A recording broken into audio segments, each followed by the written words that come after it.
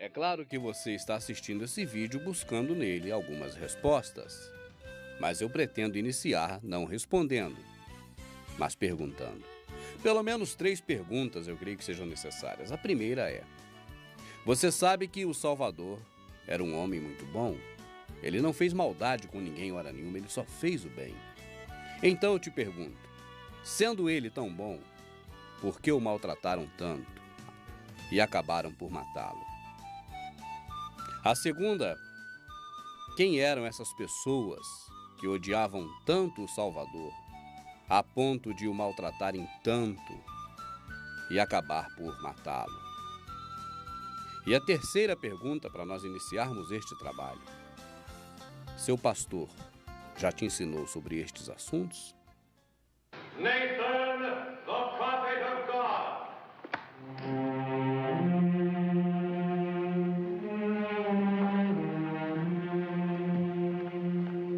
May God walk with David.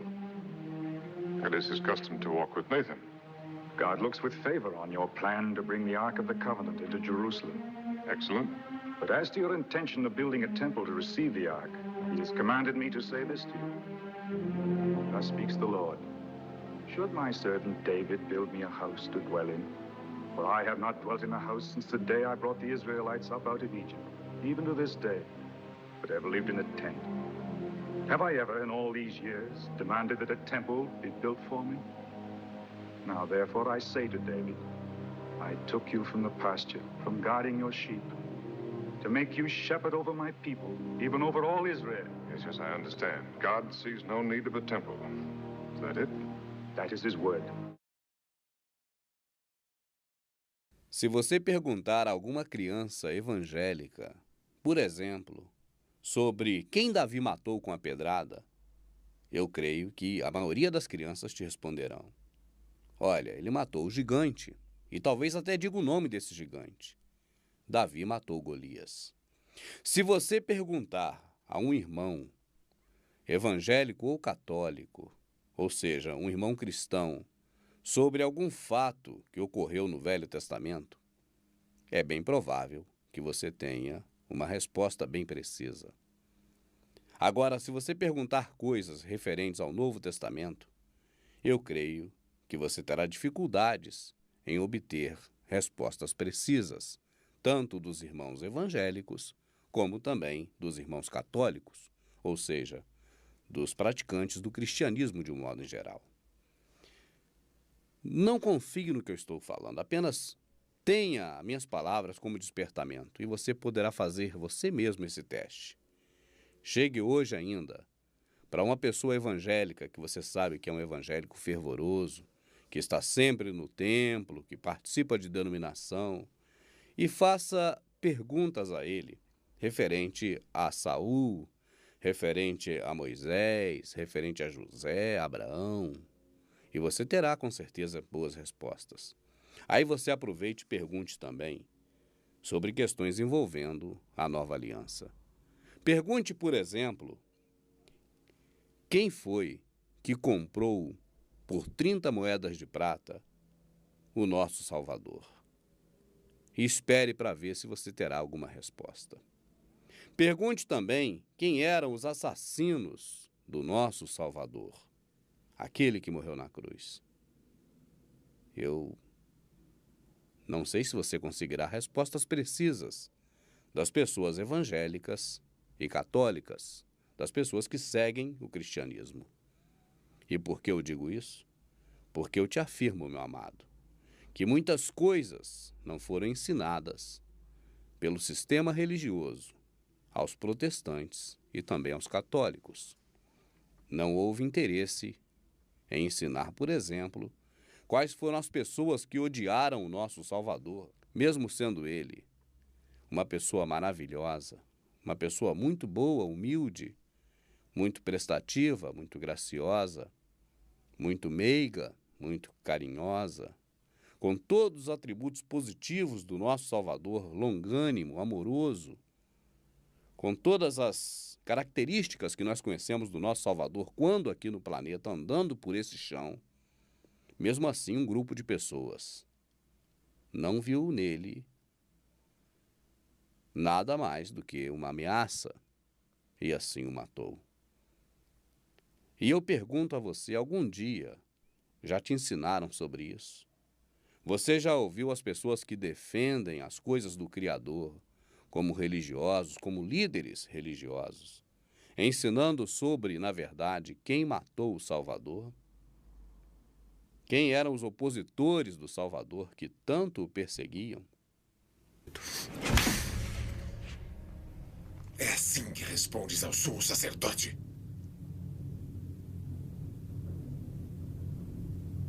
Se alguma vez falei mal, dá testemunho do mal.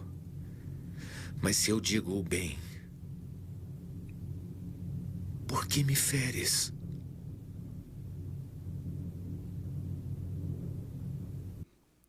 Para que você saiba quem são essas pessoas, eu acho que é muito mais importante você mesmo pensar e descobrir do que eu, irmão Rubens, ficar apontando e dizendo para você quem é, quem não é.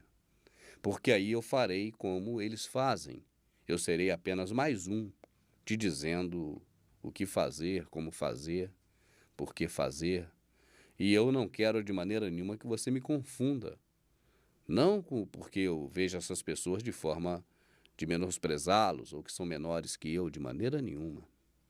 Mas apenas não quero que você me confunda com alguém que te engana, que te mente e que te induz ao erro. Por isso eu prefiro fazer como eu aprendi com o Salvador, deixar você pensar por si próprio. E é deixando você pensar por você mesmo que eu prefiro fazer perguntas, no lugar de ensinar, no lugar de mostrar, no lugar de falar para você as coisas. Vamos analisar, por exemplo, as características das pessoas que viram no Salvador uma ameaça e que, mesmo ele sendo um homem tão bom, fizeram com ele a maior covardia. Se você disser assim, não, ele tinha que morrer para pagar nossos pecados, eu vou dizer, é verdade.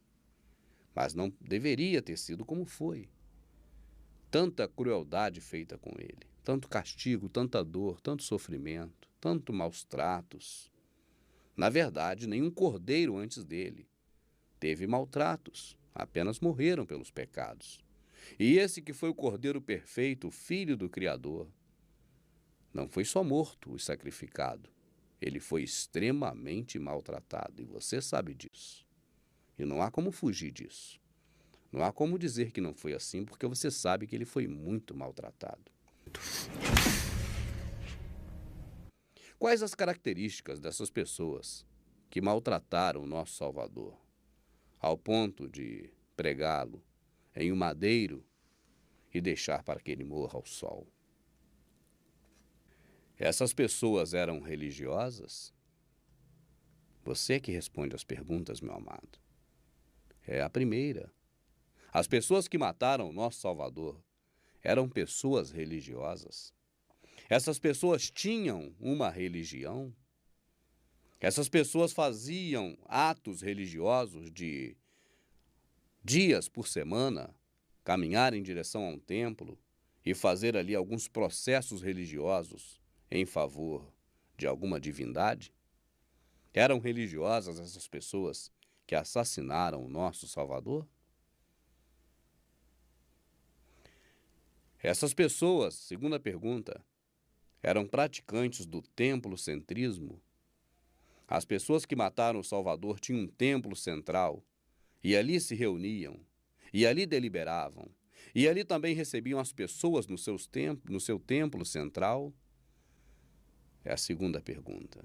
Eram religiosos, eram templocentristas.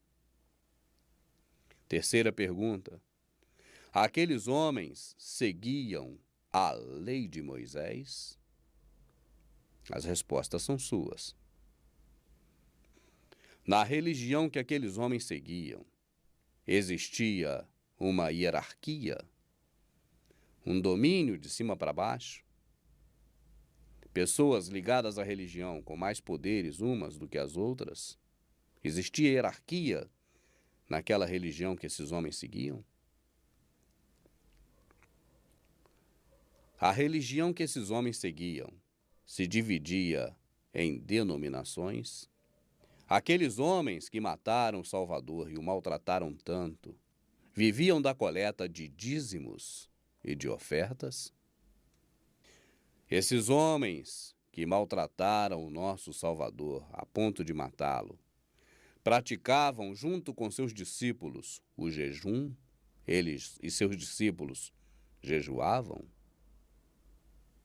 Os homens que mataram o Salvador ajuntavam tesouro onde a traça rói? Esses homens que perseguiram o nosso Salvador, que o viu como uma ameaça, que o maltratou e matou, se considerava pessoas separadas das demais? Mantinha uma certa distância das outras pessoas?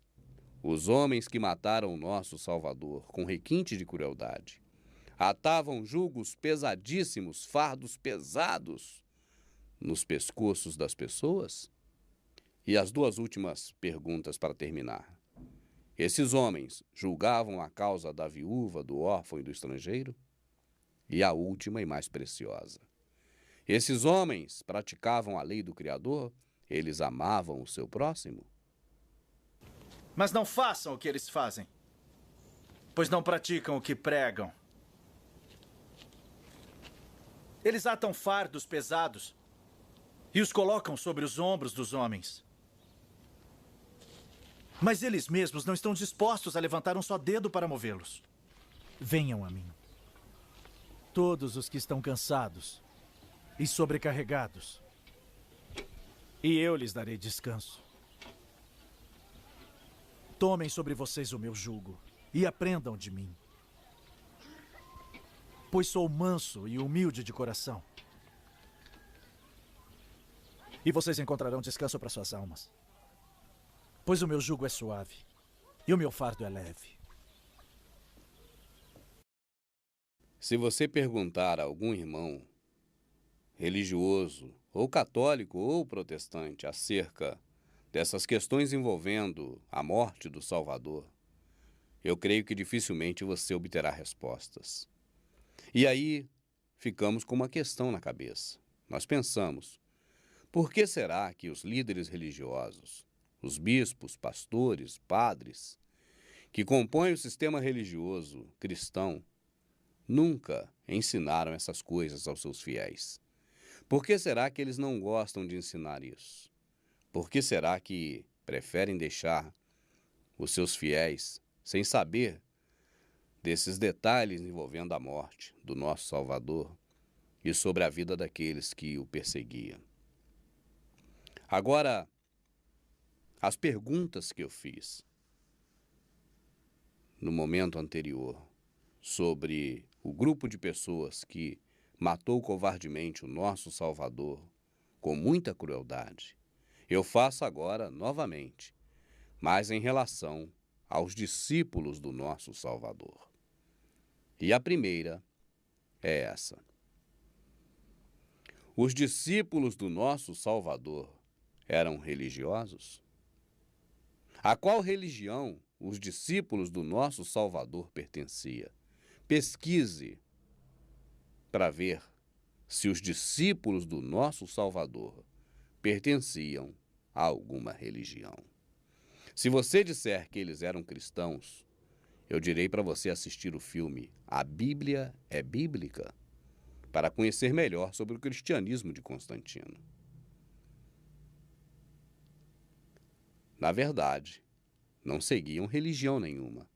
Por isso eram chamados de a seita dos nazarenos ou os do caminho, porque não tinham nenhuma prática religiosa. Eles não frequentavam uma religião como talvez você possivelmente ainda frequente. Os discípulos do Salvador praticavam o templocentrismo,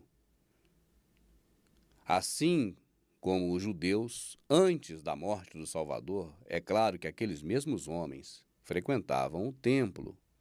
Após a morte do Salvador, eu desafio qualquer líder religioso a me mostrar na Escritura os homens salvos e libertos pelo Messias frequentando o templo para compactuar com o que ali era ensinado. Eles podem até dizer, não, Pedro pregou no templo e quase 5.000 almas se converteram. E aí você leia com atenção esse texto na íntegra e você verá que esse ato de Pedro de pregar no templo e converter 5.000 almas desagradou e muito os líderes religiosos. Leia, está em Atos. E por que desagradou? Porque de uma só vez, Pedro pregou para aqueles homens que estavam enganados ali naquele local, que estavam sendo enganados por aqueles líderes religiosos.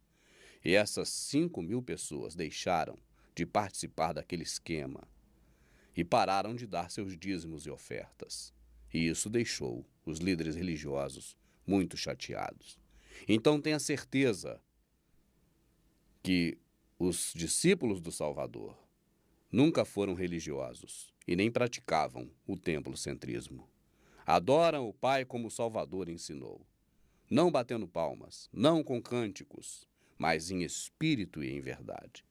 E quando o irmão Rubens fala isso, eu jamais disse que é proibido ou é pecado cantar, que é pecado bater palmas. Eu nunca falei isso, porque eu não falo aqui o que não está escrito. E, na verdade, cantar e bater palmas é muito bom para a gente.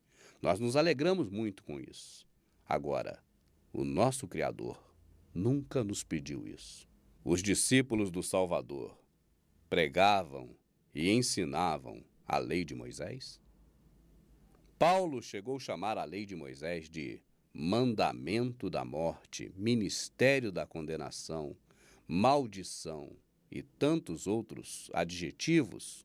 Paulo deu a lei de Moisés. Leia Hebreus, a carta aos Hebreus que estavam contaminados com a lei de Moisés e que foi necessário Paulo escrever essa carta para explicar àquelas pessoas como se comportar na graça.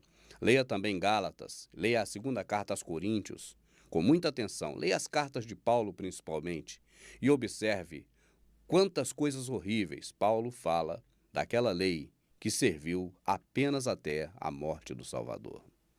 Os discípulos do Salvador não ensinavam nem praticavam a lei de Moisés. Os discípulos do Salvador se dividiam em hierarquia religiosa, com um líder e seus comandados, tipo um pastor-presidente, um diácono, um presbítero, e essa hierarquia que você conhece, piramidal Illuminati dos dias de hoje? Se assim fosse, Pedro teria uma dessas funções. Seria, por exemplo, Pedro um diácono? Teria sido Pedro, por exemplo, um presbítero, um evangelista? E as funções de Paulo? Era também um diácono? Era um presbítero? E Silas, e Barnabé, e tantos outros, e Estevão? Na verdade, aqueles homens não ensinaram, não montaram e não pregaram hierarquia religiosa. Embora seu líder religioso vá se justificar dizendo, ele mesmo deu uns para apóstolos, outros para mestres, outros para pastores, eu gostaria que você lesse na íntegra essa passagem na Escritura. E você verá que Paulo está falando do passado e não do futuro. Paulo não está ensinando a montar uma denominação e construir uma hierarquia piramidal para governo das pessoas. Paulo não era desobediente. E ele muito bem sabe que o Salvador ensinou. Os gentios têm sobre si comandantes, e os mais fortes governam os mais fracos. Com vós, porém, não será assim. O que for maior seja considerado menor. Ninguém chame o outro por pai ou pastor, mas todos chamem entre si de irmãos. Porque não há um maior do que o outro entre vocês, apenas um é maior, o Pai que está no céu. Foi o que o Salvador ensinou e Paulo aprendeu dessa forma. Então Paulo jamais montaria uma hierarquia piramidal para controlar a população com respeito às coisas do Criador. Assim sendo, o que Paulo diz é, irmãos, ficai-vos cada um na vocação a qual foste chamados, porque ele mesmo capacitou uns para isso, outros para aquilo outro. E ele está falando do passado. O nosso Salvador capacitou Moisés para uma coisa, Abraão para outra, capacitou Estevão para outra, Pedro para outra, eu para outra. E ele deu exemplos do passado de que cada um tem um dom e cada um deve exercer o seu dom, e não um querer fazer o que não é para ele fazer. Mas nada de hierarquia Paulo montou, porque, volto a dizer, Paulo nunca foi desobediente, ele era imitador do Salvador, e nós devemos também imitá-lo. Os discípulos do Salvador viviam da coleta de dízimos e ofertas? Não. Ao contrário dos sacerdotes e dos fariseus, saduceus, o pessoal da religião da época, o mesmo grupo que matou o Salvador. Ao contrário destes, Paulo sempre dizia: em tudo trabalhei, para meu sustento e dos que comigo estavam. Essas mãos trabalharam, não pedi nada a ninguém. Os discípulos saíam sem nada receber de ninguém. Existem inúmeras passagens no Novo Testamento que mostram que eles não faziam coleta. A única exceção foi quando o próprio sistema religioso perseguiu os do caminho que moravam em Jerusalém, e esses estavam passando fome. Então, nesta única oportunidade, Paulo fez uma coleta de dinheiro para ser enviada para esses irmãos. Fora isso, nunca mais Paulo coletou dinheiro a propósito nenhum. E ele dizia: não é justo que o filho entesoure para o pai, mas o pai deve entesourar para o filho. E o Salvador nos disse: embora o trabalhador seja digno do seu salário, de graça recebei, de graça dai. Os discípulos do Salvador jejuavam como faziam os discípulos dos fariseus e os próprios fariseus? O Salvador diz que não. Os discípulos do nosso Salvador juntavam tesouro onde a traça rói? Se juntasse tesouro, Pedro não poderia dizer: não tenho ouro nem prata, mas o que tenho te dou, levanta e anda. É certo que os discípulos do Salvador, nenhum ajuntava tesouro onde a traça rói. Podemos concluir, então, que os adversários do nosso Salvador são religiosos, valorizam muito a prática religiosa do dia a dia, praticam o templocentrismo, ou seja, se concentram em um local e dali fazem as suas práticas religiosas, ensinam a lei de Moisés, se dividem em hierarquia, onde os mais fortes dominam os mais fracos, ou os mais poderosos dominam os menos poderosos, ou os que têm mais conhecimento dominam os que têm menos conhecimento. Enfim, de alguma forma, uns dominam e outros são dominados.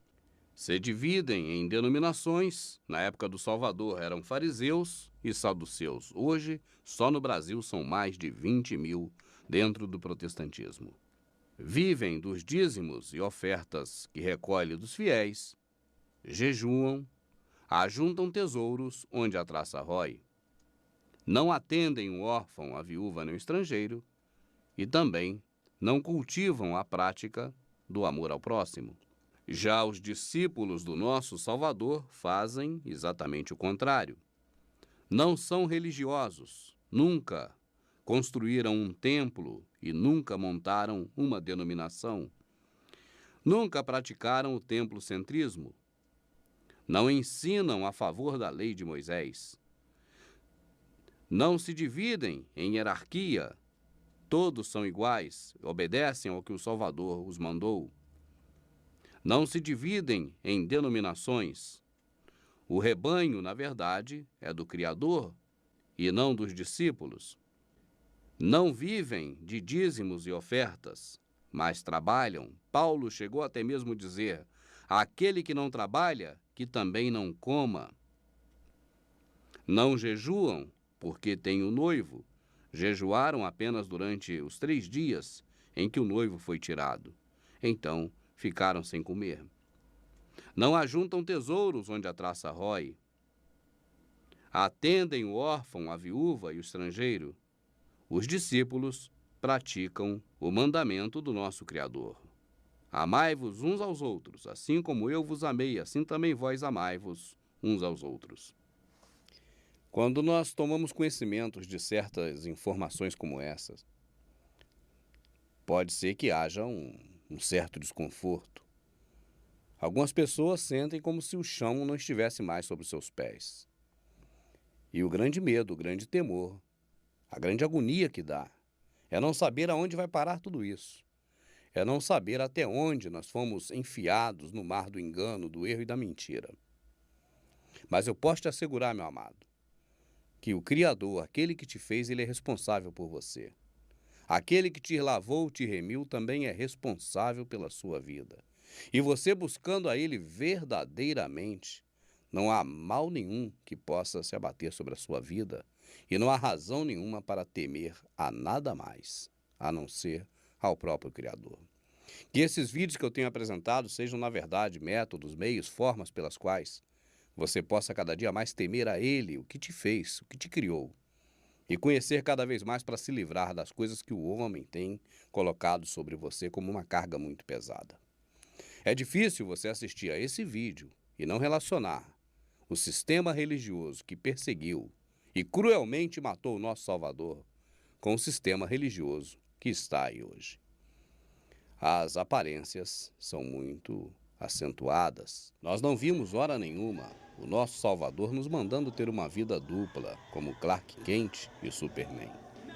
O que o sistema religioso nos ensinou, de que devemos tirar algumas horas nossas para o Criador, e neste momento, ir para um templo, cantar, dançar, bater palmas, fazer louvores, cultos a Deus, isso tudo não tem a ver com o que o Salvador nos ensinou. Ele nunca nos falou sobre essas questões, nem seus discípulos. Viver um momento da nossa vida para o Salvador, para o Criador e outro para nós mesmos, não tem amparo em parte nenhuma da Escritura. O sistema religioso, quando requer de nós que nós venhamos a participar dos cultos, principalmente no domingo, que chamam o dia do Senhor, e não estão errados, é o dia do Senhor Baal, ou Mitra, Deus Sol.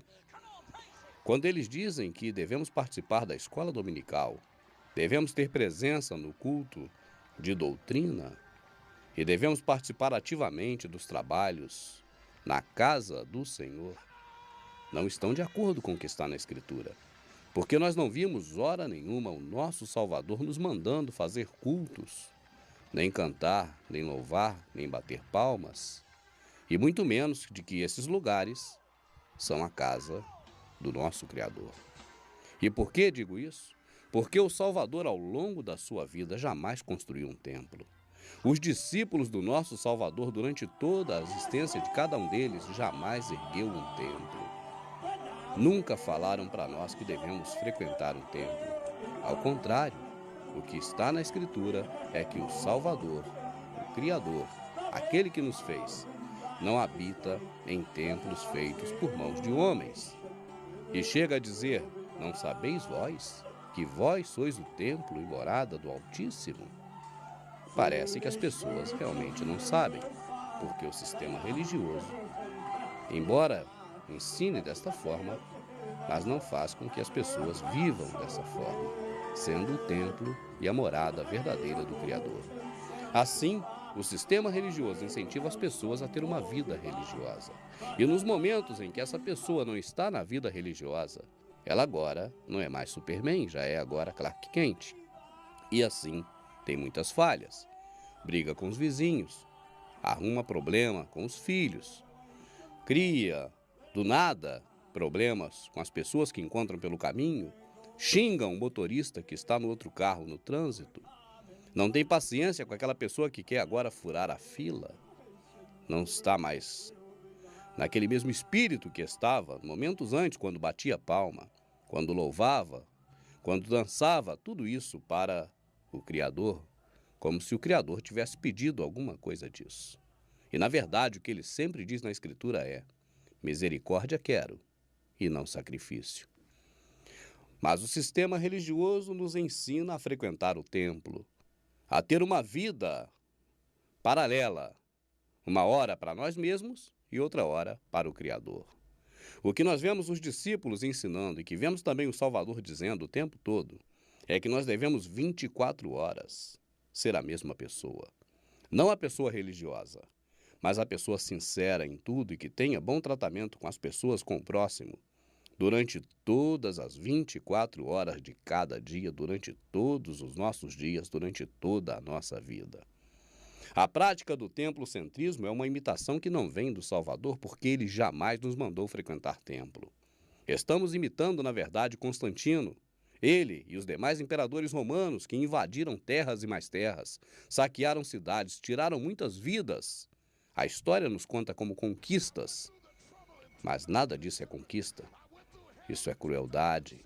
E em cada cidade dessa, onde eram praticadas essas crueldades, ali eram erguidos inúmeros templos, cada um para um deus diferente.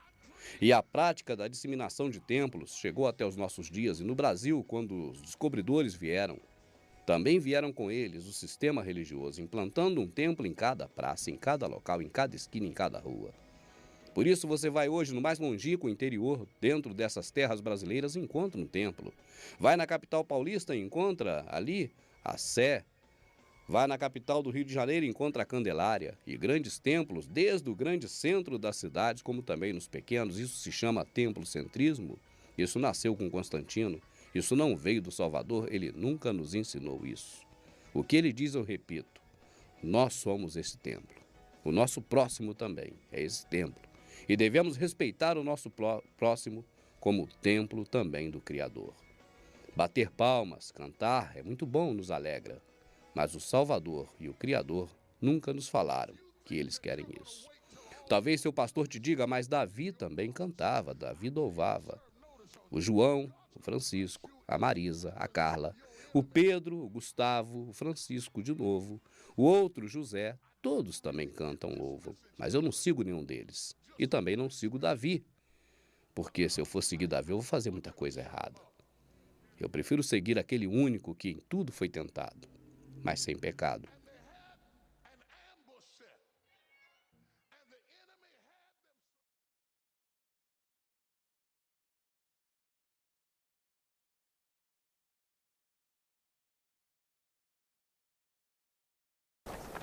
Então Paulo levantou-se na reunião do Areópago e disse: Atenienses, vejo que são muito religiosos em todos os aspectos.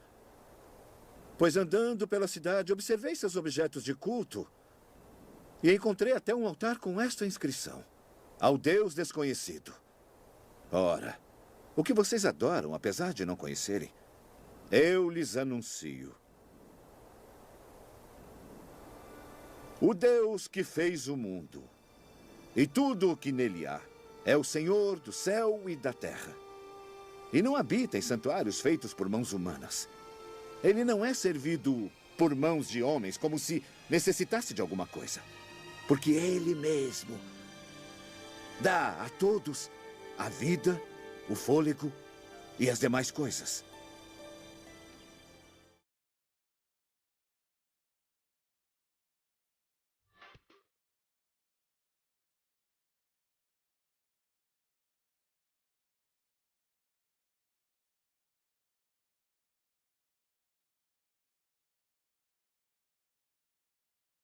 As informações que você tem nos DVDs, a Sã Doutrina, parecem informações novas.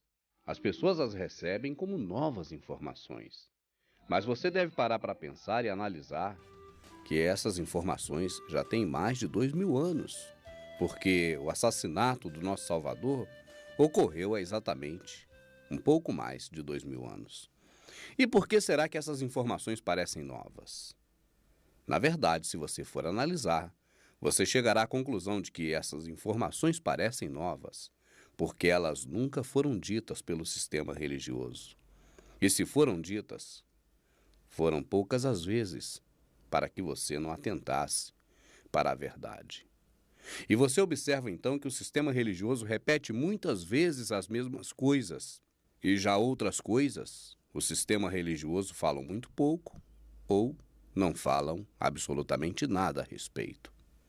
Assim, algumas coisas você fica mais do que cansado de saber, e outras, muitas pessoas morrem sem ao menos ter ouvido falar a respeito. Agora vem o mais chocante, o mais terrível disso tudo. E pode estar certo, pode estar certa, você homem, você mulher. As coisas verdadeiras pouco eles falam, ou não falam, e as coisas mentirosas são as que mais repetem. Eu vou te dar um exemplo. Sobre a questão dos assassinos do Salvador, nunca eles te falaram, porque, na verdade, fazem parte do mesmo grupo. Agora, o que sempre te falaram, e que é uma grande mentira, é a respeito daquele que vem senão para matar, roubar e destruir. Você faça um teste. Chega para qualquer pessoa, seja ela evangélica, seja ela católica, seja ou não praticante, seja ou não cristão, pergunte logo mais, quando você sair na rua, quem veio matar, roubar e destruir? E a pessoa te responderá, o diabo. E você pode insistir, você tem certeza disso? Qualquer pessoa, conhecendo ou não as Escrituras, qualquer uma delas vai te responder, eu tenho certeza disso. O diabo vem senão roubar, matar e destruir. E por que as pessoas têm tanta certeza disso? Porque ouviram essa mentira muitas vezes. Eu, irmão Rubens, não estou aqui afirmando que o diabo não veio matar, roubar e destruir. Eu não estou falando que ele não veio. Eu estou dizendo que a afirmativa que o sistema religioso te ensinou para poder confirmar isso é mentirosa. Porque jamais o Salvador falou isso algum dia durante todos os seus 33 anos de existência. E se você for buscar uma análise mais profunda de onde se baseia o sistema religioso para te ensinar que o diabo veio para matar, roubar e destruir, você vai chegar ao Evangelho segundo João, na Bíblia, no capítulo 10, no verso 10. E eu gostaria de analisar atentamente e fazer um raio-x desta passagem da Escritura, junto com você. Em verdade vos digo, quem não entra pela porta do aprisco das ovelhas, mas sobe por outra parte, este é ladrão e salteador. Mas o que entra pela porta é o pastor das ovelhas. A este o porteiro abre, e as ovelhas ouvem a sua voz. E ele chama pelo nome as suas ovelhas, e as conduz para fora. Quando o Salvador veio ao mundo, as pessoas estavam presas à religiosidade. Quando queriam buscar ao Criador, elas recorriam ao templo, ao sistema religioso da sua época. E o Criador as compara com ovelhas que estão presas no aprisco. O aprisco é o sistema religioso.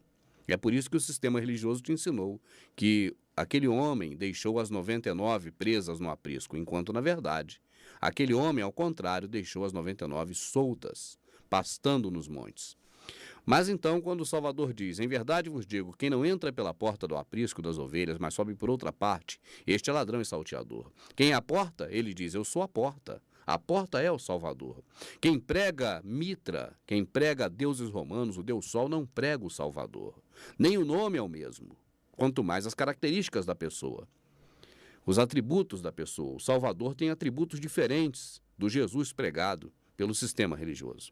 E ele fala, quem entra pela porta, ou seja, quem prega o verdadeiro Salvador, é o pastor das ovelhas. Este o porteiro abre, o pai abre, as ovelhas ouvem a sua voz, e ele chama pelo nome as suas ovelhas e a conduz para fora do aprisco. Se você está no aprisco, tem que sair dele. Agora eu quero que você atente nesse primeiro verso para a questão do ladrão, ele já aparece aí. Mas sobe por outra parte, este é ladrão e salteador. O que não prega o verdadeiro Salvador é ladrão e salteador. Presta atenção nessa palavra, o ladrão. Já está ele aí? Guarda ela contigo para daqui a pouquinho. O Salvador propôs-lhe esta parábola, mas eles não entenderam o que era que lhes dizia.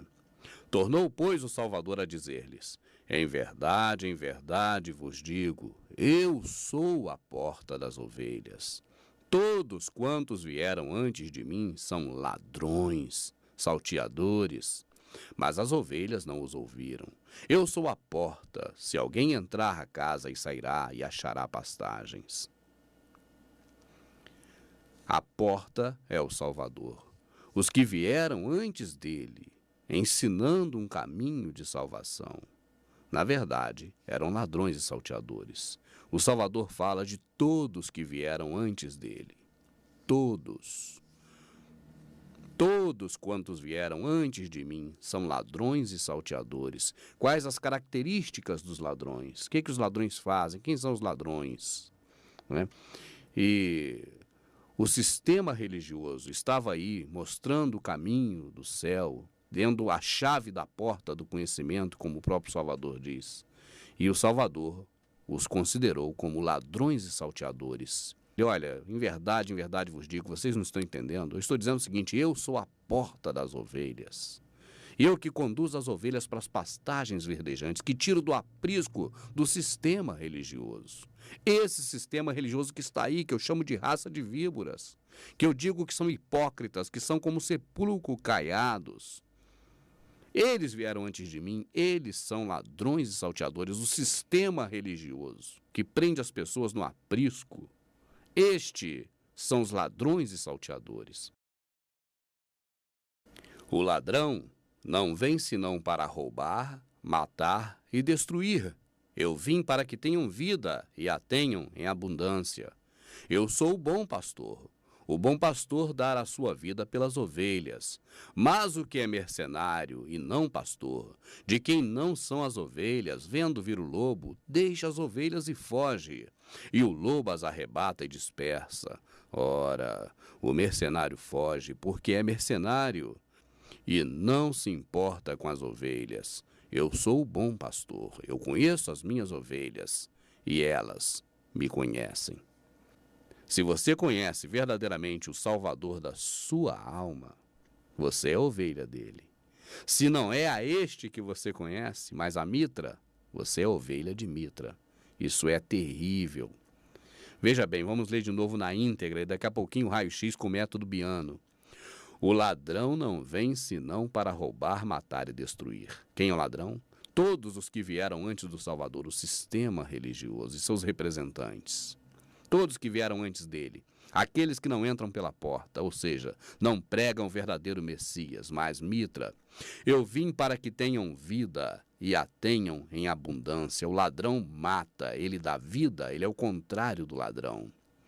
Eu sou o bom pastor dá a sua vida pelas ovelhas. O bom pastor é o Salvador que dá a vida pelas ovelhas. Mas o que é mercenário só pensa em dinheiro, que representa o sistema religioso e que o Salvador diz textualmente, não é pastor, e de quem não são as ovelhas, mas eles dizem que são deles. Vendo vir o lobo, os problemas da vida, e aí você pode colocar também no meio o diabo, se você quiser, mas aí está o lobo, aí está o diabo, ou a figura do mal. Vendo vir o mal, deixa as ovelhas e foge, e o lobo as arrebata e dispersa. Ora, o mercenário foge porque ele só pensa em dinheiro, mercenário. A palavra vem de mercadoria, de comércio, de grana. Mercenário. Ora, o mercenário foge porque ele é mercenário, só pensa em dinheiro. Ele não se importa com as ovelhas. Eu sou o bom pastor, eu sou o contrário dele. Eu conheço as minhas ovelhas e elas me conhecem. Quem é o pastor? Quem são as ovelhas? Quem é o lobo? Quem é o ladrão? Você vai saber agora com o método Biano. Para que haja um entendimento completo, preciso e definitivo sobre a questão de quem veio matar, roubar e destruir, eu vou me utilizar agora do método chamado método Biano. Eu, pelo menos, chamo desse nome, porque o rapaz que o criou se chama Fabiano e é um jovem levantado pelo nosso Criador nesses últimos tempos para mostrar a verdade para as pessoas. Ele tem feito um grande trabalho e criou um método que eu julgo ser bastante interessante para análise de algumas questões que são polêmicas ou que de difícil entendimento. E neste caso me utilizarei do método Biano para decompor o texto em fragmentos que nós possamos assim então estudar esses fragmentos separadamente. O método Biano, se você quiser mais informações, você pode entrar em contato com o próprio Fabiano. Neste exemplo, nós vamos colocar assim, presta muita atenção aqui, por favor. O nosso Salvador estará escrito com letras azuis. As ovelhas, no caso nós, os servos, aqui representados pela cor amarela. O diabo, ou, se você quer entender, algum mal que venha a se abater sobre as pessoas, ou a própria personificação do mal, o diabo, está em preto. E o ladrão, mercenário, falso pastor, está em vermelho. Essas são as cores que utilizaremos para decompor esse texto através do método Biano. O ladrão não vem senão para roubar, matar e destruir. Eu vim para que tenham vida e a tenham em abundância. Eu sou o bom pastor dá a sua vida pelas ovelhas, mas o que é mercenário e não pastor, de quem não são as ovelhas, vendo vir o lobo, deixa as ovelhas e foge, e o lobo as arrebata e dispersa. Ora, o mercenário foge porque é mercenário e não se importa com as ovelhas. Eu sou o bom pastor, conheço as minhas ovelhas e elas me conhecem. Temos aqui alguns personagens. O primeiro em vermelho é o ladrão, também conhecido como mercenário, como falso pastor. Vamos ler então as características do ladrão nesta passagem. Ele não vem senão para roubar, matar e destruir. Ele é o contrário do Salvador, o Salvador dá vida em abundância. E o ladrão mata e destrói. Mas o que é mercenário e não pastor, de quem não são as ovelhas, vendo vir o lobo, deixa as ovelhas e foge. O ladrão que é mercenário, que veio para matar, roubar e destruir, é o mesmo que só pensa em dinheiro, em comércio, e só quer as ovelhas no seu aprisco para extorquir tudo que as ovelhas têm. Mas quando vêm os problemas, quando as ovelhas passam por dificuldade, geralmente elas buscam a esses mercenários para uma possível solução. E quando vê que esses mercenários não ajudam, na verdade, em nada, elas ficam à mercê do mal, do diabo, e acabam se revoltando com o sistema religioso e deixando também, por causa disso, o caminho da verdade. Então, o lobo as arrebata e dispersa. Aí temos o outro personagem deste contexto, o próprio diabo, que não é, na verdade, quem veio matar, roubar e destruir, mas é quem ficou agora com as ovelhas quando aquele que veio matar, roubar e destruir deixou as ovelhas e fugiu. Ora, o mercenário foge porque é mercenário e não se importa com as ovelhas. Eu sou o bom pastor, conheço as minhas ovelhas e elas me conhecem. Em azul agora o destaque para o personagem principal, aquele que morreu por nós. Não Mitra, não Jesus, mas Yahushua HaMashiach. Yahushua HaMashiach. Eu vim para que tenham vida e tenham em abundância. Eu sou o bom pastor, o único pastor na verdade.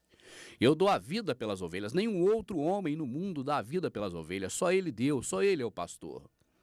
E ele diz, eu sou o bom pastor, eu conheço as minhas ovelhas e elas me conhecem. De um lado, o bom pastor, o que é pastor de verdade, de quem são as ovelhas. Do outro lado, aquele que não é pastor, mas é mercenário, mas se diz pastor, e diz que as ovelhas são dele. Mas o Salvador diz textualmente que as ovelhas não são deles, as ovelhas são do Salvador. Então, fechando o método Biano, você observa e você pode, em casa, utilizar para ver muito mais características desse texto, em que comprovam que quem veio matar, roubar e destruir, neste aspecto, segundo a informação do próprio Salvador, não é o diabo, mas o próprio sistema religioso, com seus líderes religiosos, o que não tem amparo da Escritura. Nós somos todos iguais, homem é igual a homem, porque nenhum homem é o Criador. Apenas acima de nós temos o nosso Salvador, que é o nosso pastor. Não é apenas um pastor, é um bom pastor, que deu a vida por nós. Fechando, o ladrão, o mercenário, o que não é pastor, não vem senão para roubar, matar e destruir. Rouba a nossa fé, mata a nossa esperança de um futuro melhor, dizendo que nosso futuro é aqui na terra e que devemos comer o melhor dessa terra através da teologia da prosperidade, e destrói a pessoa não para a vida terrena, mas para a vida eterna. Coloca essas pessoas na mão do diabo, desde o momento em que as pessoas pisam nesses locais para poder tentar conhecer a verdade. E ali não encontra a verdade, mas a encontra a mentira. Então este ladrão, o que rouba o direito do Salvador de ser a porta, de ser o que conduz as pessoas para a pastagem, esses mesmos que te ensinaram que as ovelhas ficaram no aprisco enquanto o pastor foi em busca da que se havia perdido, ensinando o contrário, porque na verdade ele deixou nos montes. É a liberdade que nós temos no nosso Salvador. Esse é o ladrão, contrário do Salvador, que vem senão para roubar, matar e destruir. Ele é o mesmo que é mercenário. A palavra mercenário vem de mercadoria, de comércio. E por avareza farão de vós comércio, negando até mesmo aquele que o salvou. E esses não são pastores, dizem pastores, mas não são, porque só há um pastor. Ninguém é pastor. Ou todos somos pastores apenas por mostrar os pastos verdejantes, mas não para conduzir as pessoas como se fosse um general, nem para ser uma pessoa entre o Criador e a própria pessoa. Somos pastores apenas na informação da verdade e não na condução das pessoas, para conduzir as pessoas e guiar nos seus apriscos, extorquir e tirar lã, tirar gordura, tirar tudo que pode. Então, verdadeiramente, só existe um pastor, o nosso Salvador. Ele é o bom pastor, é o verdadeiro pastor, é o único entre o Criador e o homem, porquanto só há um mediador entre o Criador e o homem, o Salvador, homem. Ele, o mercenário, vendo vir o lobo, vendo vir os problemas, ele não quer saber de ovelha com problema, ele não quer carrapato. Ele quer lã, gordura, ossos, carne, sangue, quer sugar tudo das ovelhas. Então, se as ovelhas criarem algum tipo de problema, ele larga as ovelhas. E as ovelhas, então, agora, assim, decepcionadas com o sistema religioso, crê também que o sistema religioso é algo do Criador e fica decepcionada com o Criador e se entregam de vez ao diabo. E o diabo as arrebata e dispersa. Ficam todas elas dispersas pelo mundo, achando que o sistema, que o que ele acredita que seja a verdadeira religião, e Criador, e o Salvador e tudo mais é uma farsa, e não crê mais nada do Criador, e fica dispersa por ação desses que vêm matar, roubar e destruir. E ele foge porque ele é mercenário e não se importa com as ovelhas, ele só pensa em dinheiro. Agora o Salvador é o bom pastor.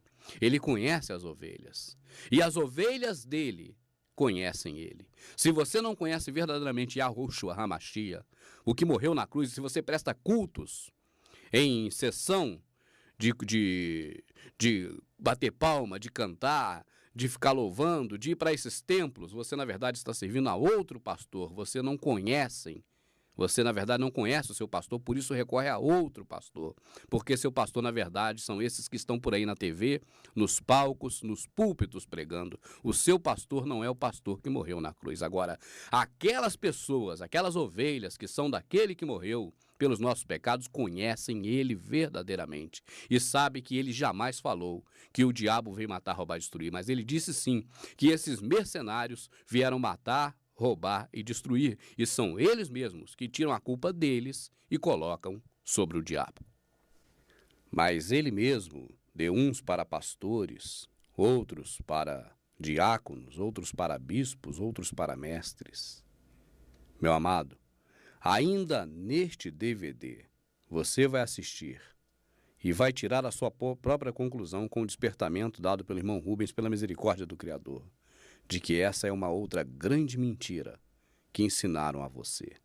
Não é disso que Paulo falava. Ainda veremos isso neste DVD. Mas isso não é o pior.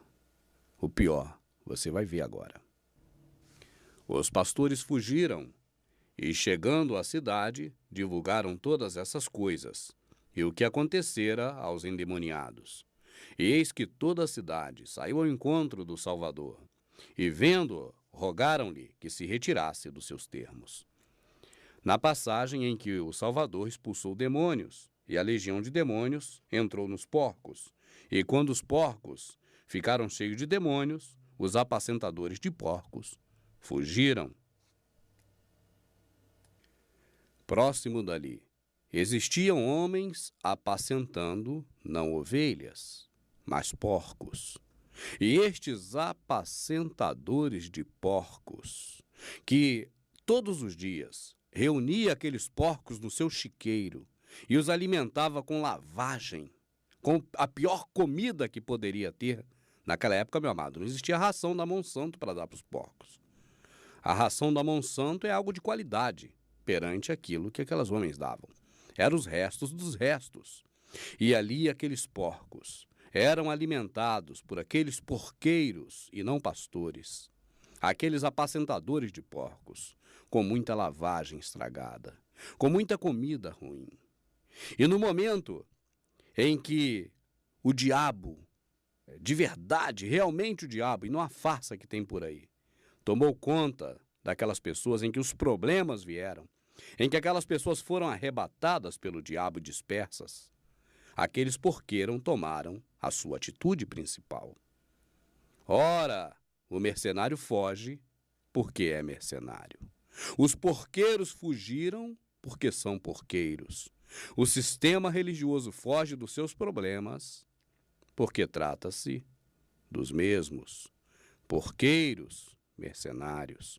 E esses porqueiros foram para a cidade e disseram: olha, vamos expulsar esse Yahushua HaMashiach daqui, porque ele está atrapalhando os nossos negócios. Os porcos que nós estávamos engordando dos nossos chiqueiros e que nós tratamos chamando de ovelha e de aprisco, os porcos se precipitaram. Ele está acabando com nossos negócios de engordar porco e da lavagem para porco, para poder depois comer esses porcos, a sua gordura. Esse homem, Yahushua HaMashiach, não serve para nós. Nós temos que expulsá-lo dessa cidade, é assim que está escrito. E aqueles porqueiros se reuniram todos num sistema para expulsar o Salvador dali. Esse nós não queremos, nós queremos Mitra, porque Mitra gosta de culto para si, de culto litúrgico.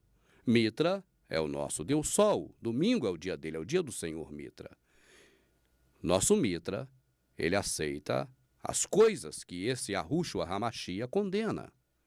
Aceita a prosperidade terrena, vencer o inimigo na batalha, fazer o inimigo ajoelhar nos nossos pés, porque Mitra é o Deus da batalha. Mas esse Yahushua HaMashiach, ele não serve para nós que somos porqueiros, que somos apacentadores de porcos, então esse nós não queremos.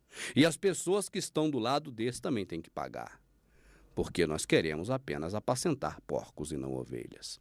E aqui o irmão Rubens dá um recado para você que é apacentador de porcos, ou que acha que as ovelhas do Criador são porcos no seu chiqueiro, no seu aprisco. Preste muita atenção aqui. Presta atenção no que eu te falo. Cuidado, porque você, quando apacenta porcos, você também come das bolotas dos porcos. Assim está escrito, seu apacentador de porcos.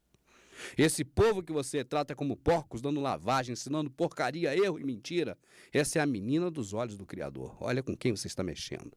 Melhor é atar um nó no teu pescoço e te lançar no mais profundo oceano do que fazer tropeçar uma dessas ovelhas que você trata como os porcos. Toma cuidado com isso. Toma muito cuidado. Porque a Escritura é clara e diz que você serve o seu próprio rabo. E o seu fim vai ser terrível. O castigo que está sobre você, segundo a carta de Pedro, segundo a carta de Judas, é pior do que o castigo que estava sobre Sodoma e Gomorra, que não tinha ali nenhuma prática de amor ao próximo. E por isso o Salvador a destruiu. E você ainda diz que destruiu Sodoma e Gomorra por causa de sexo. Porque você gosta de sexo. Porque você pratica as coisas, as podridões sexuais, não com uma mulher ou com outro homem, mas com as coisas do Criador que você prostitui, que você mente, que você rouba, que você mata, que você dispersa as pessoas. Cuidado, seu porqueiro. Cuidado, que a cada dia mais pessoas estão acordando. Eu vi essa semana o irmão Darcy falando isso, eu me emocionei. As pessoas estão acordando a cada dia mais e vocês não sabem disso. E eu estou aqui, mostrando essa verdade. Doa a mim, porque só dói a mim. Porque é a mim que eles estão doidos para pegar e querem me calar. Porque não podemos falar as verdades do Criador. Nós temos que ser apacentadores de porcos iguais a eles e expulsar o Salvador de perto de onde esses homens estão, para que eles adorem a Mitra, ensine o povo a adorar o Deus Sol e obedeça a esse Deus Sol pagão de Constantino, nesse cristianismo de porcos que Constantino criou.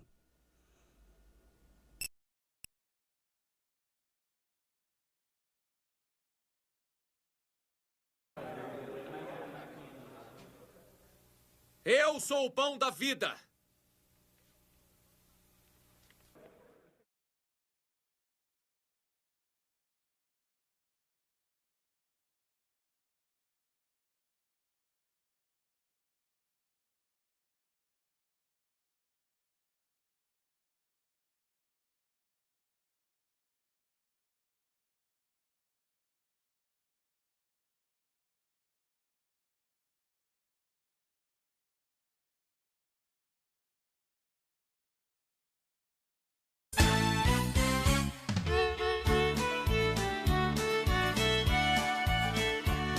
Se você mandar um e-mail para mim e disser assim no e-mail: irmão Rubens, você é mineiro, não é verdade? Então, vem aqui em casa que eu vou preparar aqui um almoço muito especial e no dia que você vier, então, nós vamos comer uma bela de uma feijoada. Eu terei que mandar um outro e-mail para você e te responder: olha, embora eu seja mineiro, mas eu não gosto de feijoada. Eu não como feijoada. Agora, dias atrás, fui eu e a amada da minha alma na casa da minha irmã Gracinha. E ela, naquele dia, preparou para o irmão dela, no caso para mim, um belo prato feito com canjiquinha e torresmo. E eu te confesso que eu comi umas 2 vezes, por isso é que eu tô meio gordinho. O que eu quero dizer com isso, amado? Você pode querer agradar o irmão Rubens, porque você tem um carinho por mim. E você pode fazer o que você acha que vai me agradar. Agora, quem me conhece realmente sabe o que me agrada. A minha irmã Gracinha é mais velha do que eu. Ela me conheceu bebê, ela me conhece desde a infância. E ela sabe que eu não gosto de feijoada. Ela sabe que eu gosto de canjiquinha. E eu fiquei muito feliz de comer canjiquinha na casa dela. Agora, se essas coisas acontecem com nós humanos, no nosso dia a dia, imagine como são as coisas então referentes ao nosso Criador. Imagina você fazer para o Criador o que ele não gosta e deixar de fazer o que ele gostaria que você fizesse. Imagine esta situação. E você sabia que isso ocorre muito? A questão do jejum, por exemplo, é um desses motivos pelos quais o Criador manda seus profetas até os homens, e esses profetas têm a missão de dizer aos homens: olha, o Criador não quer que vocês jejuem. Ele não liga para isso. Isso aí não é do interesse dele. O que o Criador quer é outra coisa de vocês, um pouco diferente disso. Nós vamos ler o profeta Isaías. E vamos ler também, depois do exílio da Babilônia, depois de 70 anos, o profeta Zacarias, falando sobre este assunto, sobre o jejum. Então, melhor as palavras dos profetas do Criador, cujo qual, pela boca deles, o Criador falou, do que essa boca do irmão Rubens. Não é verdade? Então, vamos dar uma lida no que disse Isaías a respeito do jejum antes do povo ser deportado lá para a Babilônia, e que também disse depois da deportação da Babilônia, o profeta Zacarias a respeito do jejum. E para finalizar, veremos o que o Salvador ensinou sobre o jejum. Aí, no final, você vai dizer: mas espera aí, os discípulos jejuavam. O Salvador chegou a dizer que essa casta de demônios só sai com jejum e oração. Tem alguma coisa estranha nisso, irmão Rubens. Mas mais para frente, nós desembrulhamos esse embrulho maldito de Satanás, utilizado até hoje para te enganar. O povo de Israel falando para o Criador: por que temos nós jejuado? Dizem eles, e tu não atentas para isso. Por que temos afligido as nossas almas, e tu não o sabes? Agora o Criador falando: eis que no dia em que jejuais, prosseguis nas vossas empresas, e exigis que se façam todos os vossos trabalhos. Eis que para contendas e rixas jejuais, e para ferirdes com punho iníquo, jejuando vós assim como hoje, a vossa voz não se fará ouvir no alto. As pessoas estão perguntando ao Criador: olha, por que nós estamos ficando sem comer e você nem quer saber disso? Por que nós temos então sofrido com fome e você nem quer saber, não liga para isso? E o Criador responde: eis que nos dias em que vocês ficam sem comer e prosseguem nos seus intentos, nas suas ideias, vocês estão exigindo que eu faça algo por vocês.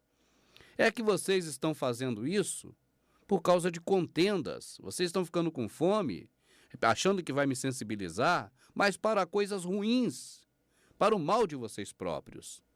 E isso também para o mal das pessoas que estão próximas de você, para ferir-te com punho iníquo.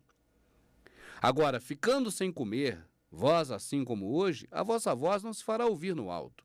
Ou na palavra transliterada, jejuando, é a mesma coisa que ficando sem comer. Jejuando vós assim como hoje, a vossa voz não se fará ouvir no alto.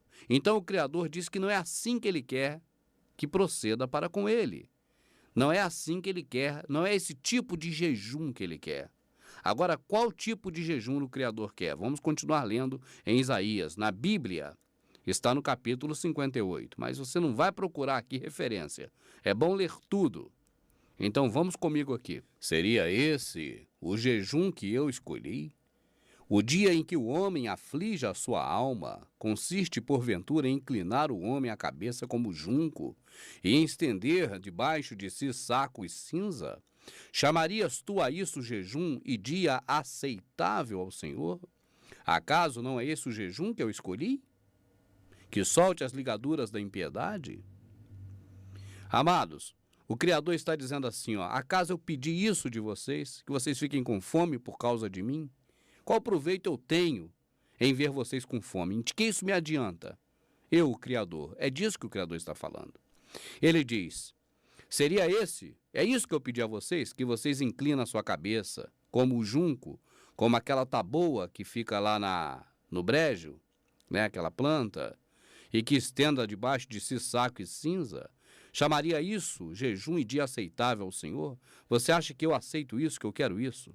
Agora ele fala qual jejum que ele quer, tá certo? Que na verdade não tem a ver com jejum nem ficar com fome, olha só. Ele fala, a prática que eu quero de vocês é essa aqui, ó. Acaso não é este o jejum que eu escolhi? Acaso não é esta a prática que eu quero de vocês? Que solte as ligaduras da impiedade? Que deixe de ser ímpio e passe a ter piedade das pessoas? Porque ímpio é quem não tem piedade. E nos ensinaram que ímpio é quem não é crente. Mas é o sistema religioso que nos ensinou para nos enganar. Acaso não é este o jejum que eu escolhi? Que soltes as ligaduras da impiedade? Que desfaças as ataduras do jugo? E que deixes ir livres os oprimidos? E despedaces todo o jugo? Porventura não é também que repartas o teu pão com o faminto? E recolhas em casa os pobres desamparados? Que vendo nu cubras e não te escondas da tua carne? O Criador continua dizendo, olha, que você desfaça as ataduras do jugo, tire esse jugo pesado que você coloca sobre as pessoas, que deixe livre os oprimidos e despedace todo o jugo, que não fique mandando as pessoas ficar indo para templo, para denominação, para ter que fazer tanta coisa para ser salvo.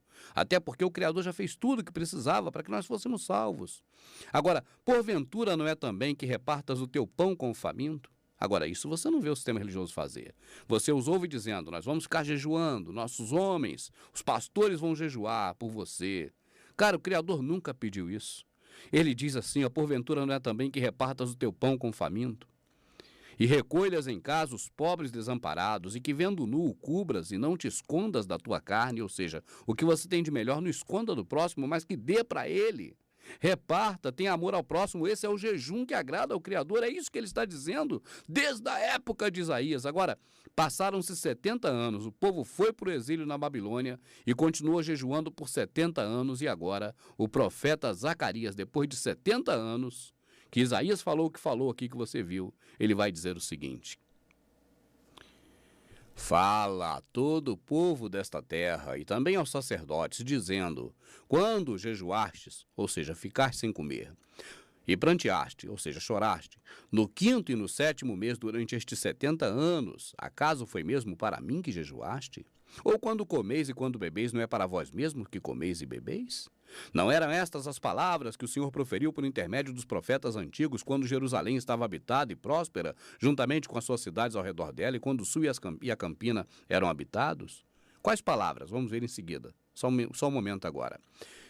O Criador diz para o profeta Zacarias dizer também aos sacerdotes e a todo o povo daquela terra: quando jejuastes e chorastes, no 5º e no 7º mês, durante estes 70 anos em que Esther havia mandado que as pessoas fizessem o jejum lá na época do exílio, foi para mim mesmo que jejuastes? Ora, quando vocês comem, enchem a pança e bebem, não é para vocês que vocês comem e bebem? Por que quando vocês ficam com fome, vêm dizer que é para mim?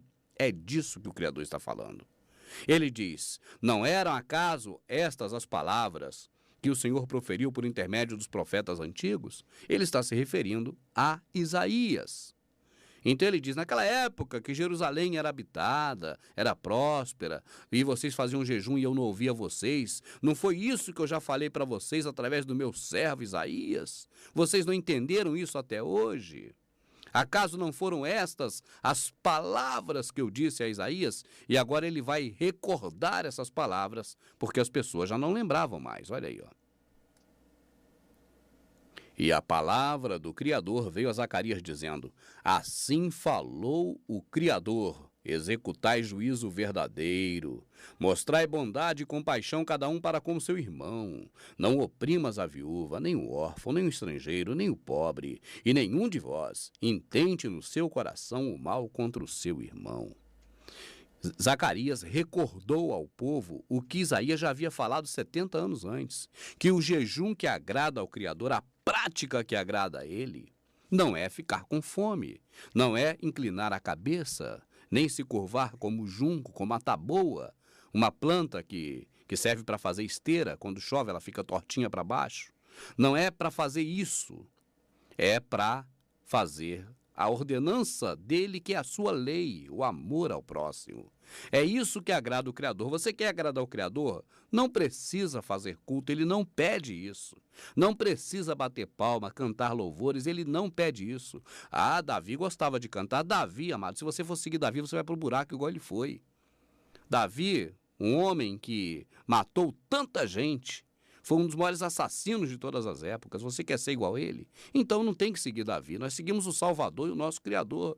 E ele diz claramente: o jejum que me agrada não é ficar com fome. E o Salvador agora vai falar isso para os seus discípulos. E se você é um discípulo dele, você ouça-o. Se não é, continue ouvindo aquele pelo qual você dele é um discípulo.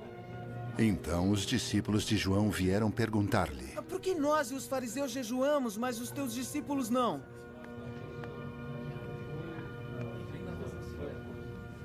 Jesus respondeu: Como podem os convidados do noivo ficar de luto, enquanto o noivo está com eles?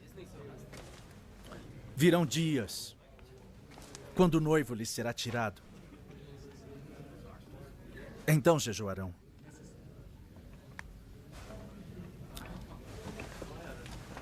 Ninguém põe remendo de pano novo em roupa velha, pois o remendo forçará a roupa, tornando pior o rasgo. O Salvador estava na casa de Mateus, e ali também se encontravam publicanos, pecadores, prostitutas. E neste momento os discípulos de João aproveitaram para fazer uma pergunta ao Salvador. Olha, nós, discípulos de João, e assim também os fariseus e seus discípulos jejuam. Por que você não ensina seus discípulos a jejuar? Por que os discípulos seus não jejuam? Agora, amado, é bom você ter na mente uma coisa: a Bíblia foi feita para nos induzir ao erro. Assim, uma das coisas maquiavélicas que tem na Bíblia para nos enganar é a possibilidade de traduzir ou transliterar uma palavra. A palavra jejum é uma delas. O que você entende por jejum? A pessoa ficar com fome para agradar ao Criador, ou alguma coisa relativa à questão espiritual. Tá certo? Só que a palavra jejum, ela não quer dizer isso. Ela quer dizer ficar sem comer. Você está entendendo? Então não veja jejum como algo, uma atividade religiosa que se faz para Deus. Não. Na Escritura, toda vez que você vê a palavra ficar sem comer ou abster-se de alguma coisa, ali está jejum na Bíblia. Porque a Bíblia foi feita para te manipular, para você ser manipulado pelos que sabem usar a Bíblia para te manipular. Então o que se tratava naquele momento ali era o seguinte: havia um costume de Israel antigo de ficar sem comer como tipo uma pirraça para o Criador. Era mais ou menos isso. É tipo uma criança. Quando a criança quer fazer uma pirraça para chamar a atenção do pai ou da mãe, então, naquele caso, o povo de Deus, vamos dizer assim, o povo do Criador, Israel, para poder chamar a atenção do Criador quanto às suas promessas que tinha para aquele povo, fazia tipo uma pirraça, ficava sem comer. E isso chamou-se jejum. Agora, porque a palavra era essa, abster-se de, jejum, do jeito que está transliterada na Bíblia. Agora, o Criador jamais pediu que as pessoas ficassem sem comer. Então, essa pergunta foi feita assim: olha, o Salvador, nós, discípulos de João Batista, nós ficamos sem comer para agradar o Criador, qualquer coisa desse tipo. Agora, os fariseus também fazem isso. Agora, você não ensina seus discípulos assim. Por que que nós jejuamos e seus discípulos ficam sem comer, fazendo esse ato religioso? E o Criador disse para ele, sabe o quê? O Criador deu uma resposta diferente para aquele homem.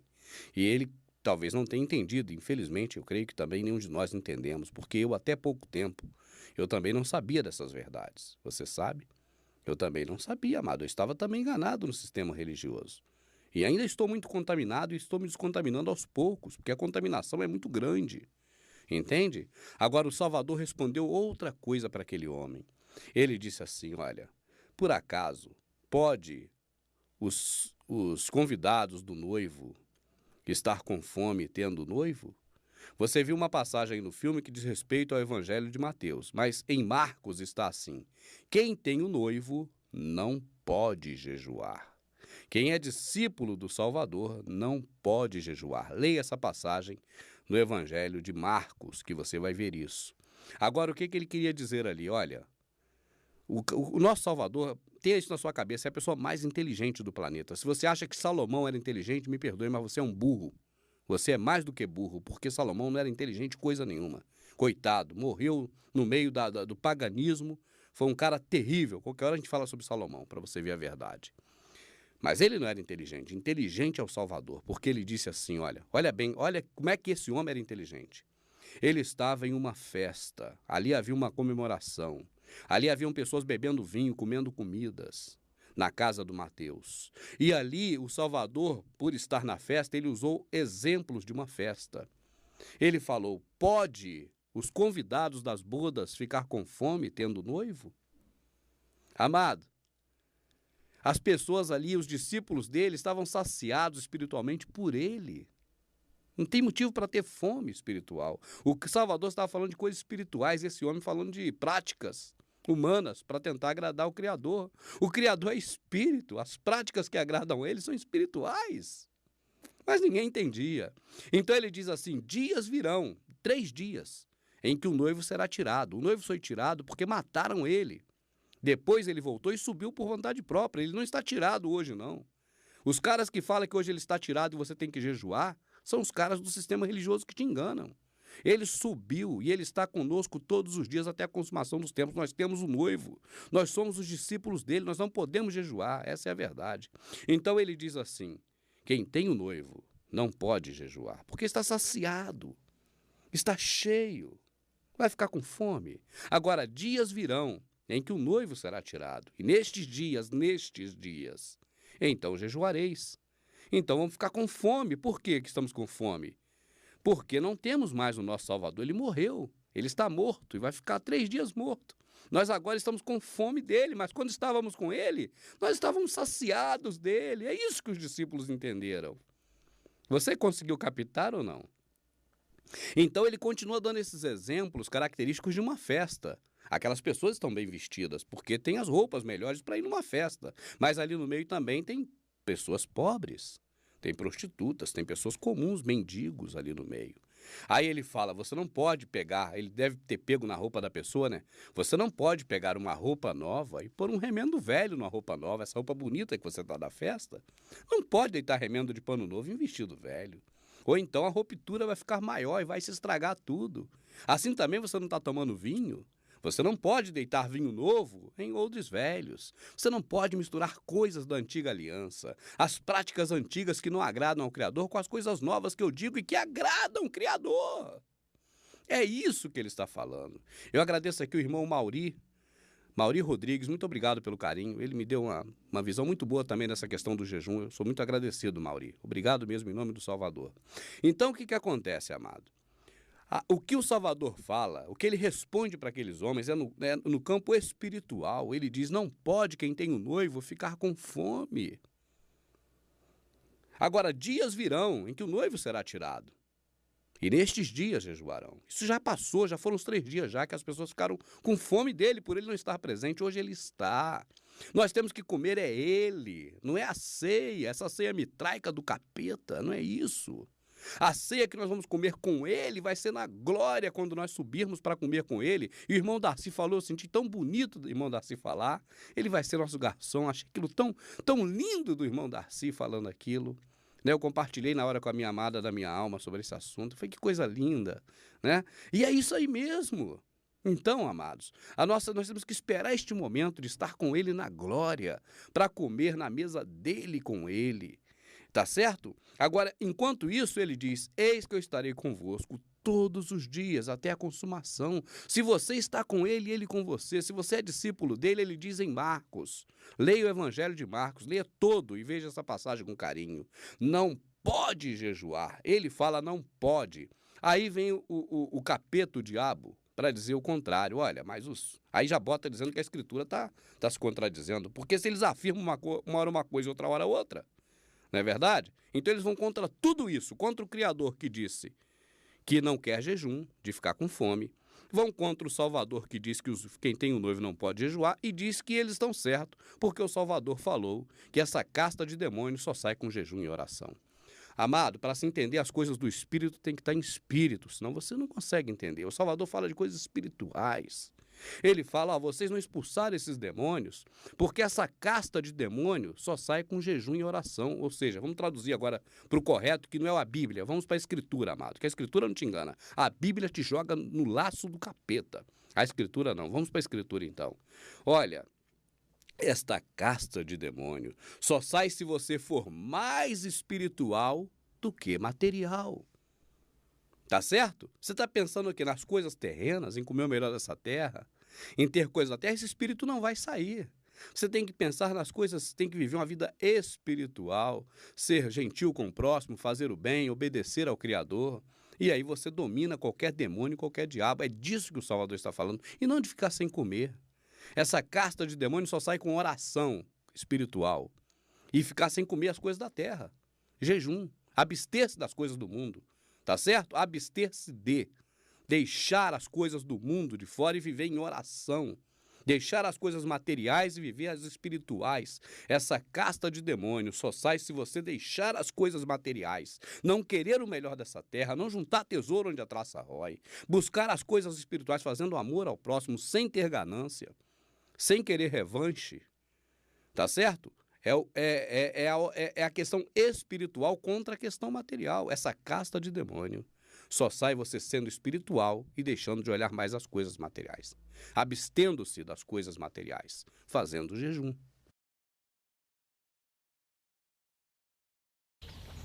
Jesus os chamou e disse: Vocês sabem que os governantes das nações as dominam. E as pessoas importantes exercem poder sobre elas. Não será assim entre vocês. Não será assim entre vocês.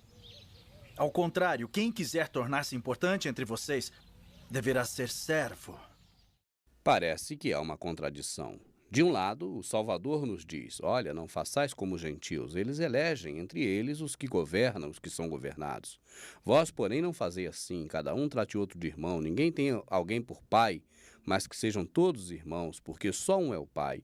Ninguém chame o outro por pastor, porque só um é o pastor.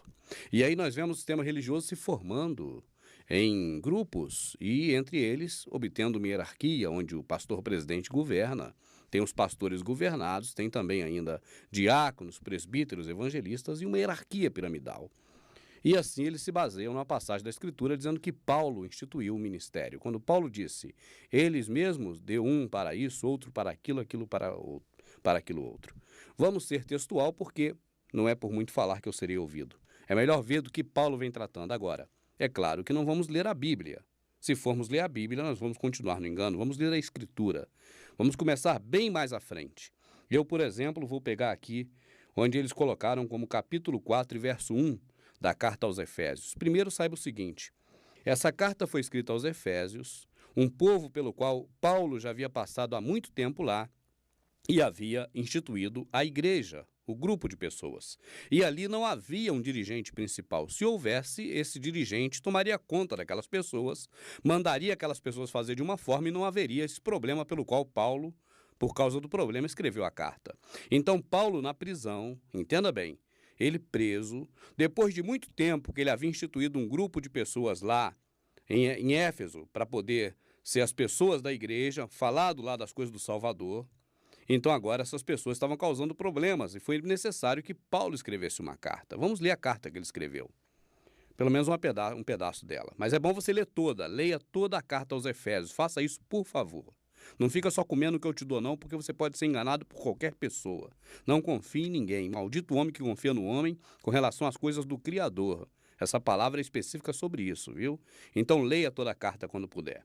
Rogo-vos, pois, eu, o preso do Senhor, o preso do Criador, que andeis como é digno da vocação com que fortes chamados, com toda humildade e mansidão, com longanimidade, suportando-vos uns aos outros em amor, amor ao próximo, procurando guardar a unidade do Espírito pelo vínculo da paz. Como é que eu vou guardar a unidade do Espírito? Pelo vínculo de estar com o irmão cantando, louvando? Não. Pelo vínculo da paz. Só há um corpo e um só Espírito, como também fostes chamados em um só, uma só esperança e uma só vocação. Uma só é a igreja, não existe esse negócio de denominações aqui, ali e lá. É um corpo único.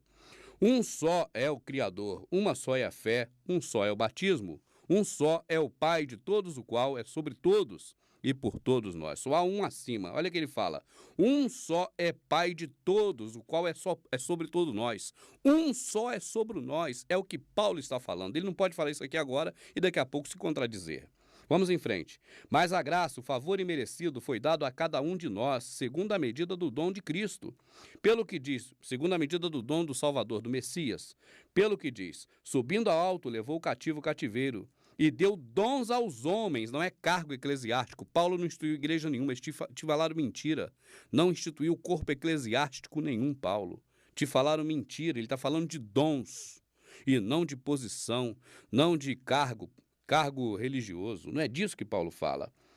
Pelo que diz, subindo ao alto, levou o cativo o cativeiro e deu dons aos homens. Ora, isso, ele subiu, que é senão que também antes tinha descido às partes mais baixas da terra. Aquele que desceu e também o mesmo que subiu acima de todos os céus, para cumprir todas as coisas, ele mesmo deu uns para apóstolos, outros para profetas e outros para evangelistas e outros para pastores e doutores. Paulo está falando deu é passado, não é está dando e nem vai dar, não, é deu. E por que eu digo que é passado? Vamos em frente, amado, eles só leem até aqui, ou só leem esse trecho, eles leem Bíblia, vamos ler Escritura, vamos em frente. Ele mesmo deu uns para apóstolos, outros para profetas, outros para evangelistas e outros para pastores e doutores, querendo o aperfeiçoamento dos santos para a obra do ministério, para a edificação do corpo, que não é de A, B e C, D, mas do corpo do Salvador, para que não sejamos mais meninos. Do corpo do Salvador. Capítulo 4, verso 13. Até que todos cheguem à unidade da fé e ao conhecimento do Filho do Criador, a varão perfeito, à medida de estatura completa do Salvador Yahushua HaMashiach. Amados, vou ler de novo que parece que você ainda não entendeu, amado. Rogo-vos para que cada um fique na vocação que o Criador te deu. Permaneça naquele tipo de atividade que você já faz. Não atrapalhe os outros irmãos concernente às coisas do Salvador nem do Criador. Faça a sua parte, não mexa com a dos outros. Paulo está exortando aquele povo, que aquele povo não tinha lá um líder para poder fazer isso. Era Paulo que estava fazendo por carta. Agora ele diz, porque só um é o Pai, só um está acima de vocês, não tem ninguém acima de vocês para um querer fazer as coisas dos outros. Paulo está falando ao contrário. Ele fala, vocês não viram o exemplo? Ele mesmo deu uns para apóstolos. Ele deu, vocês não viram o exemplo? Ele deu Moisés, deu Abraão, deu Isaac, deu eu mesmo, deu Pedro, deu Silas, deu cada um. Ele deu no passado até quando? Para sempre. Não é até sempre. É até chegar à unidade da perfeição. Chegou, conheceu o que é o Salvador, conheceu o que é seu filho, conheceu o que é o que a pessoa precisa para ir para o céu, acabou. É passado, ele deu.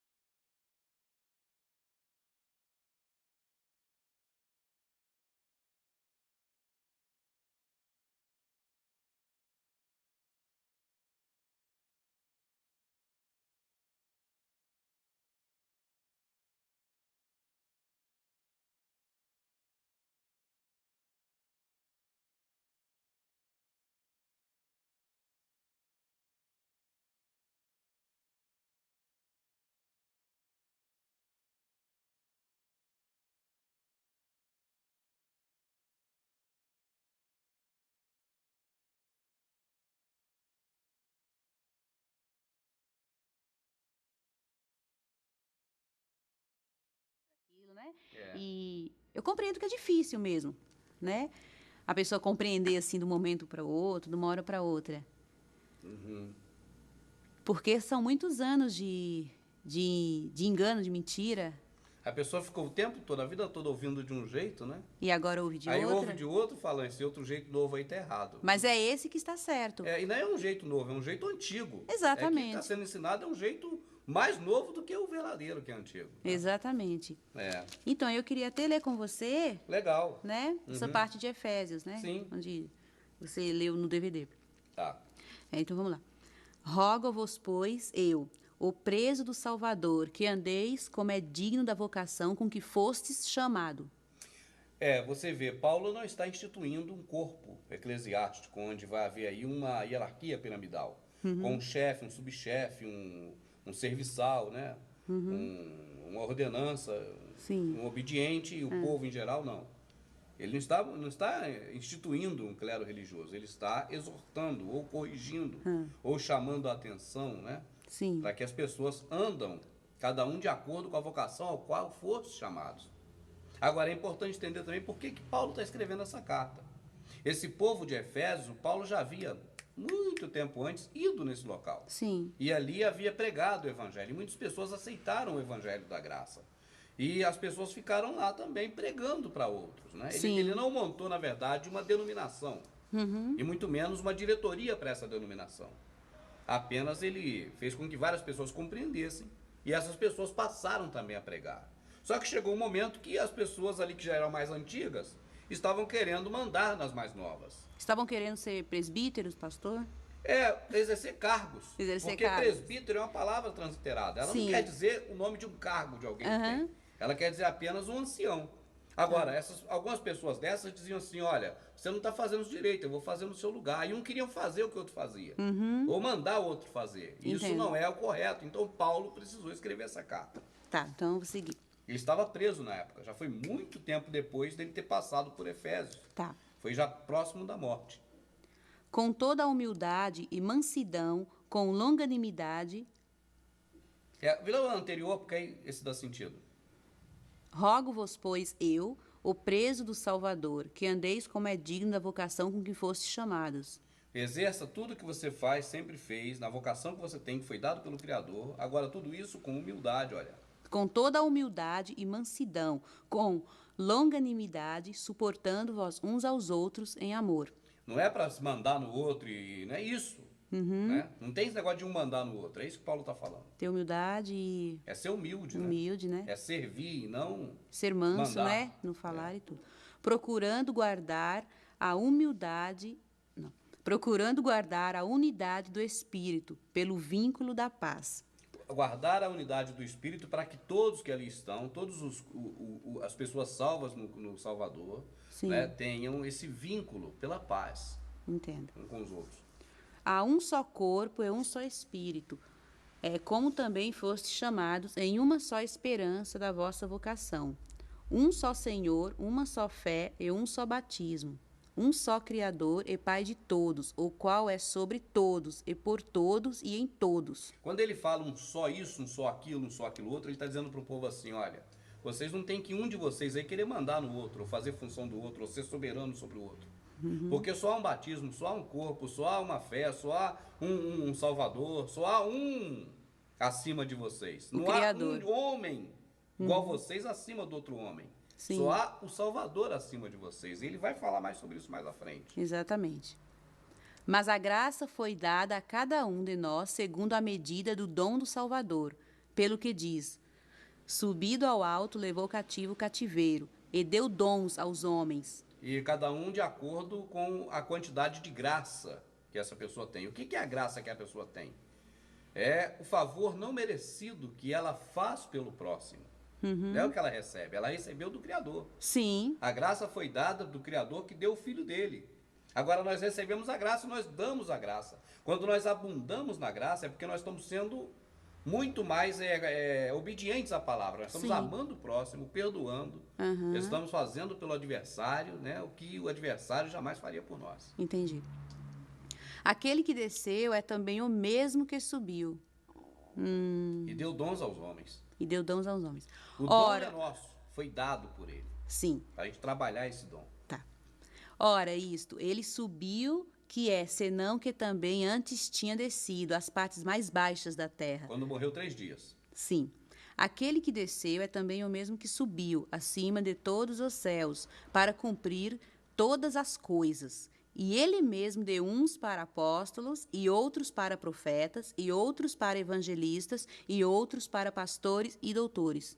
Agora, Paulo vai dar um exemplo do passado. Eu bato muito nessa tecla. Sim. Porque o Paulo não é o que o sistema nos ensinou. Ele não está instituindo um clero religioso. Botando assim, tipo assim, você vai ter uma denominação, vai ter um pastor aí, o outro vai ser diácono. Não é isso que você vê hoje. Isso que você vê hoje segue não o ensinamento das coisas do Criador, mas o ensinamento de Constantino. Sim. Do Império Romano, onde tinha o imperador, tinha o capitão, tinha o comandante dos impérios romanos. Isso é uma coisa de batalha, de Mitra. Mitra que era o deus da batalha, o deus da guerra. Com o Criador não tem isso. Ele diz, olha, os gentios, os romanos na época, tem capitães entre eles. Os mais fortes dominam os mais fracos. Com vós, porém, não será assim. É verdade. Se for assim, o Salvador está sendo desobedecido até por Paulo. Exatamente. Mas jamais, Paulo não mandou carta para poder instituir igreja. A igreja já estava instituída há muito tempo, não tinha hierarquia. Exatamente. O povo fala, não, ele está instituindo o ministério. Instituindo como? Ele está preso. Ele já passou pelo Efésio já há 20 anos atrás ou 30. Sim, sim. Ele não está, ele mandou uma carta justamente porque lá não tinha um presidente. Imagina, se naquele local, se fosse uma denominação como a de hoje, e tivesse lá um Valdomiro, o Valdomiro mesmo mandava nos empregados dele. Não precisaria de Paulo escrever. Exatamente. Se lá tivesse um Macedo, no molde do sistema religioso de hoje, um Silas, eu não precisaria do Paulo escrever, o próprio Silas mandaria. É verdade. Hoje não é assim? O Silas não manda nos porcos que ele cria no chiqueiro. O Macedo não manda nos seus porcos que ele cria no chiqueiro. São criadores de porcos, são porqueiros, não são pastores. Sim. A Escritura tem exemplo desses homens. Entendo. Então, eu não estou falando aqui crucificando o outro, dizendo que estão errados, não. Eu estou mostrando que o sistema religioso é isso aí. Agora, na época de Paulo, não era isso. Tanto não era que Paulo precisou escrever uma carta, porque ali não tinha líder. Exatamente. E justamente pelo contrário, ali estava querendo alguém se levantar líder. E Paulo dizia, olha o exemplo. Você não sabe que eles mesmo deu um para apóstolos? Deu 12. Outros para profeta, o último foi João Batista, profeta durou até João Batista. Sim. Outros para evangelista, para mestre, ele mesmo era um grande mestre, doutorado, né? É verdade. O próprio Paulo. É. Outro como Pedro, ele mesmo deu esses dons. Sim. Deu pessoas para fazer. Então isso vem dele. O que eu bato muito na tecla é isso. Paulo fala, ele deu, é passado. Então Paulo está dando um exemplo das pessoas. Agora, eu não estou dizendo que hoje ainda não dá. Sempre deu e vai dar. Entendo. Agora, a pessoa desempenha a função dos dons dele com uma contraparte, até o momento que aquela contraparte agora passa também a conhecer para ser um discipulador também. A partir daí acabou. Ele não pode mais continuar sendo um instrutor daquele mesmo pessoa, ou então invalida a palavra, porque a palavra diz, não há necessidade que ninguém vos ensine. Que o Espírito que é em vós capacita todas as coisas. E isso não é mentira, está escrito bem assim, isso não é mentira, isso é verdade. Isso é verdade. Então quer dizer, você se torna um discipulador até o momento que o seu discipulado passa a conhecer. Você vai ver mais à frente Paulo falando isso. Sim. Até que todos cheguem à unidade. Exatamente.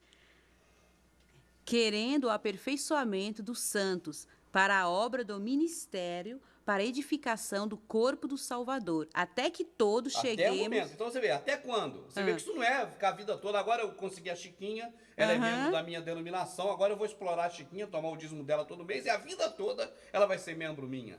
Não. É muito estranho. É até um momento, olha aí. Você vai discipular uma pessoa com o dom que recebeu até um certo momento.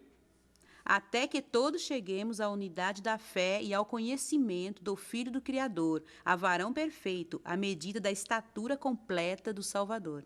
Exatamente, pode seguir. Para que não sejamos mais meninos inconstantes, levados em roda por todo o vento de doutrina. Lá você vê, hoje eles falam assim, irmão Rubens fica falando vento de doutrina. Amado, vento de doutrina são vocês que têm 20 denominações, as pessoas não parem nenhuma. Essas pessoas são levadas pelo vento de uma em uma denominação. Pergunta a um cara que tem 10 anos de protestante quantas denominações ele já passou. Por quê? Levado por vento de doutrina. Os ventos de doutrina é vocês que criaram. Isso virou um rodemoinho. A pessoa fica rodando esse vento de doutrina aí, vocês vêm acusar quem fala a verdade hoje, que parece que é novidade. Você fala essas coisas hoje, parece que isso é novidade. Não, isso é velhidade.